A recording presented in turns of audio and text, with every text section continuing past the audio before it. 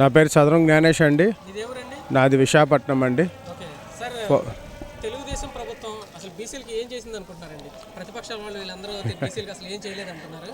So బీసీలకి అసలు ఎంతవరకు లబ్ధి చేకూర్చింది తెలుగుదేశం? అసలు బీసీకి ఫస్ట్ ఫౌండేషన్ స్టోన్ వేసిందే ఎన్టీఆర్.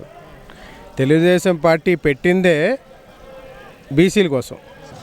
తెలుగుదేశం ప్రభుత్వం వచ్చాక అనేక సంక్షేమాల పథకాలు పెట్టడం కాకుండా మొన్న రీసెంట్గా కొన్ని వెనకబడి ఉన్న రసికులకు కానీ బుడబుక్కలు కానీ అలాగే యాత కానీ అలాగే అనేక కమ్యూనిటీలు పాముల వాళ్ళు కానీ అలాంటి అనేక కమ్యూనిటీ వాళ్ళందరికీ మొన్న రీసెంట్గా గుర్తించి వాళ్ళని బీసీఏలోని పెట్టడమే కాక వాళ్ళకి స్వయం ఉపాధి కోసం వాళ్ళు పని చేసుకోవడానికి 30,000 సబ్సిడీతోనే వాళ్ళకి ప్రకటించడం జరిగింది.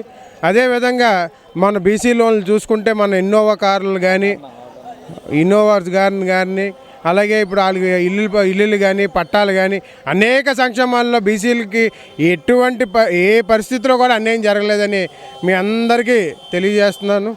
ఇంకా వామపక్షాలు ప్రతిపక్షాలు అలాగే వాళ్ళు చెప్తున్నారంటే వాళ్ళు అసలు అసెంబ్లీకే రారు. వాళ్ళు చెప్పిన దాన్ని పట్టించుకోవడం అనేది అన్న మూర్ఖత్వం ఇంకోటి ఉండదని నా ఉద్దేశం. సో మరి ఈసారి ఎవరు రావాలనుకుంటున్నారు? ఆబ్వియస్లీ జనాలందరూ తెలుగుదేశం అనుకుంటున్నారు. డెఫినెట్గా ఆయన వస్తారు. ఎందుకు వస్తారు అంటే మొన్న పెట్టిన స్కీమ్స్ కానీ అన్నా క్యాంటీన్ కానీ ఆయన ప్రపంచంలో మన 16,000 లోటు బడ్జెట్లో ఉన్న